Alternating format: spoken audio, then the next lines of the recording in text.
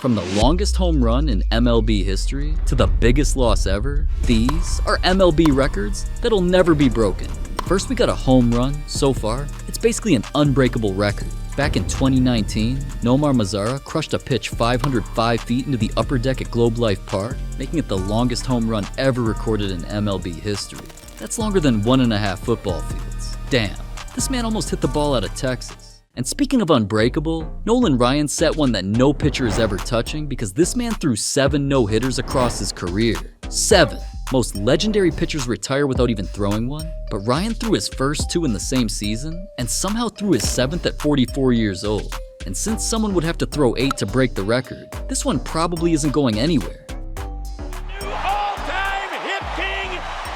But Bobby Cox wasn't throwing no-hitters, he was getting thrown out, because this man holds the record for the most ejections in MLB history. See, across 29 seasons managing the Blue Jays and Braves, Cox got tossed from 162 games. 162! That's an entire season's worth of games where this man got sent back to the clubhouse early. Umpires saw him coming out of the dugout and already knew what was about to happen? Jesus. Well, Bobby's gonna get his money's worth. This man stayed getting thrown out, but Mark Reynolds just stayed striking out. Because in 2009, he set the single-season record with 223 strikeouts. Reynolds struck out almost 1.5 times per game for an entire season. My God, this man spent the whole year walking back to the dugout. But Nolan Ryan was the one making hitters strike out, and somehow he holds 2 completely opposite records. See, Ryan finished his career with 5,714 strikeouts, the most in MLB history by nearly 1,000, but he also holds the record for the most walks allowed by a pitcher with 2,795.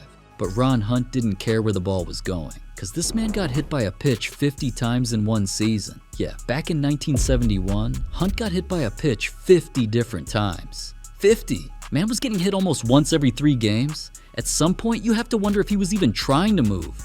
And speaking of pain, the Dodgers and Red Sox put fans through the longest World Series game ever played.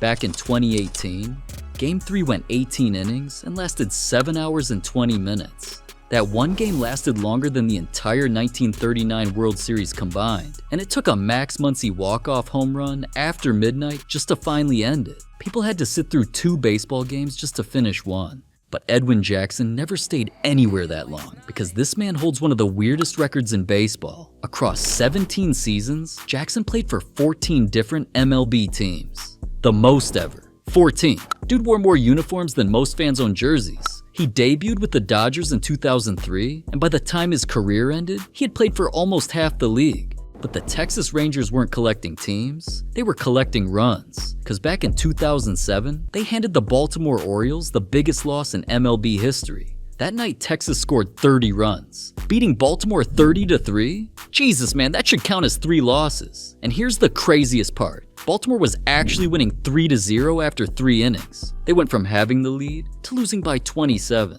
And speaking of losing, the 2024 Chicago White Sox set the record for the worst season in MLB history.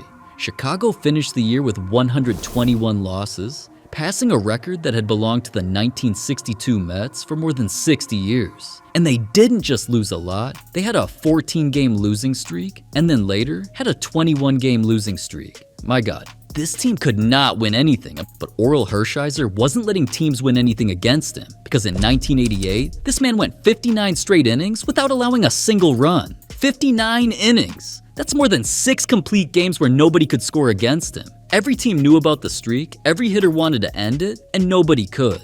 And while Hershiser was untouchable on the mound, Barry Bonds was untouchable at the plate, because in 2004, he set the single-season record with 232 walks. Pitchers were so scared of Bonds that they basically stopped pitching to him. He was intentionally walked 120 times and still managed to hit 45 home runs. Yeah, teams would rather just put him on first than give him a chance to swing. But Rickey Henderson wasn't just hitting, he was running, because this man stole 1,406 bases across his career. The most in MLB history by a ridiculous margin. Rickey has nearly 500 more steals than the player in second place, and he once stole 130 bases in a single season. But Joe DiMaggio didn't need to steal bases to keep his streak alive, because in 1941, this man got a hit in 56 straight games. For more than 2 months, DiMaggio showed up every day and somehow found a way to get a hit. Since then, nobody has even reached 45. My God, this man just refused to have a bad day. But Cal Ripken Jr. took showing up every day to a completely different level because this man played in 2,632 consecutive games. Ripken didn't miss a single game for more than 16 years. Injuries, sickness, exhaustion, none of it mattered. My boy showed up to work every single day for over a decade and a half.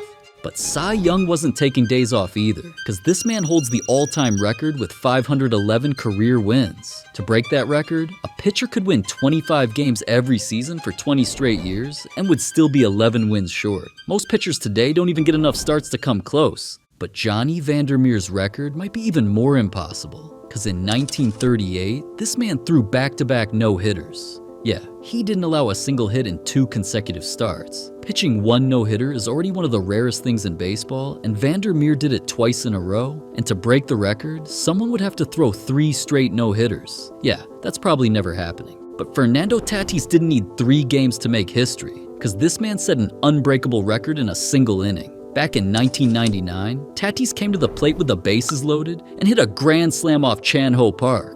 Then later, in the exact same inning, the bases were loaded again. Tatis came back up, faced Park again, and hit another grand slam. 2 grand slams in 1 inning. That gave Tatis 8 RBIs in a single inning, also an MLB record. Most players don't hit 2 grand slams in an entire season. This man did it before his team recorded 3 outs. But the record that'll never fall belongs to Pete Rose, because this man finished his career with 4,256 hits. Nobody in the league today is within 1,500 hits of him, and nobody is playing long enough anymore to even make a serious run at it. The only player who ever got close was Ichiro, and that's only if you count his hits from Japan too. By MLB numbers alone, Pete Rose is still number 1. That's crazy. But the NFL's got some crazy stuff going on too, so if you want to hear more, click on this video right here. And this video's over, so what are you doing still watching?